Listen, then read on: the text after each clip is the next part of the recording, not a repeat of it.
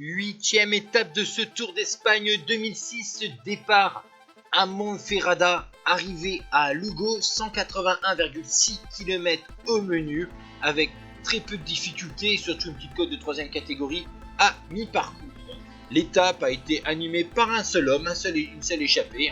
Il s'agissait du coureur belge Kevin Van Impe de la Quick Step, neveu de Lucien Van Impe. En 2005, il avait fini 2e de Cure-Bruxelles-Cône et des championnats de Belgique. Il avait aussi remporté le circuit des Outlands. Après cette Vuelta, d'ailleurs, Kevin Van Impe, en très bonne condition d'ailleurs, sera vainqueur du circuit franco-belge. Mais le coureur belge, bien sûr, a été repris puisque c'est une étape pour normalement sprinter, mais attention, dans la cité de Lugo, connue pour ses remparts du 3e siècle, qui datait de la civilisation romaine, et attention, on a des petits faux plats qui risquent de faire très mal, surtout dans le dernier kilomètre, donc méfiance notamment sur les coureurs punchers, on pense notamment à Bettini ou à Paolini.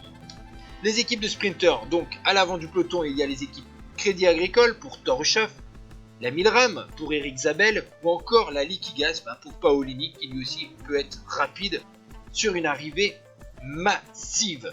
Vous voyez donc le peloton reste groupé à la bord de l'arrivée. A noter notamment aussi parmi les punchers, attention à Vinokourov. Il participe à sa 4e Vuelta. En 2000, il avait remporté la 18e étape et avait fini 28e du classement général.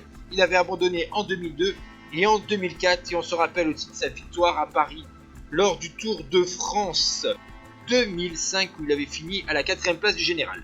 Ici vous voyez donc Paolini qui attaque à 700 mètres de la ligne. 3e de la 2e étape, le coureur de la Liquigas a attaqué dans justement cette partie montante à 700 mètres de l'arrivée. Cependant derrière vous voyez le Kazakh Alexandre Vinokourov est parti en compte à 500 mètres de la ligne. Il va déborder le coureur italien un petit peu dans le type d'effort qu'il avait fait à Paris, même si le profil de l'arrivée est bien différent. Et Alexandre Vinokourov va s'imposer, pas facilement, mais avec quelques longueurs d'avance, notamment sur Marc Zolli à l'Ampré qui fait un très bon début de Vuelta. Voici le ralenti, le moment où le Kazakh déborde l'Italien pour foncer vers sa première victoire d'étape sur sa Vuelta.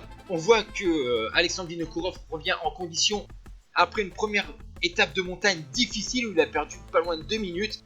Et là on voit déjà la veille il a été offensif sur une arrivée au sommet et là il gagne l'étape devant donc Ruggero Marzoli, Urush Moon de la Fauna qui est 3e, Torreshoff 4e, Bettini 5e. Et donc vous allez voir donc Alexandre Vinokourov chercher son premier bouquet de cette Vuelta sur le podium. Et au classement général aucun changement, Janej Bracco 5 secondes devant Valverde et 10 devant Carlos Sastre. Ciao tout le monde.